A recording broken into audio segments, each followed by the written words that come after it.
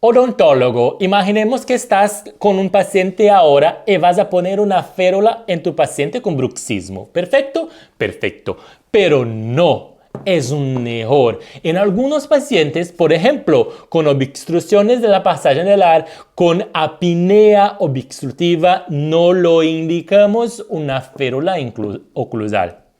Es importante que conozcas el universo de bruxismo y de TM. Y por esto he creado un entrenamiento práctico, 100% en línea y 100% gratuito para ayudarte a tener más seguridad en el diagnóstico y tratamiento del bruxismo y de la DTM y para que puedas ganar más en tu consultorio. Soy Andrés, soy brasileño, pero también soy odontólogo, investigador y profesor acá en Universidad de París en Francia. Inscríbete en este entrenamiento práctico gratuito.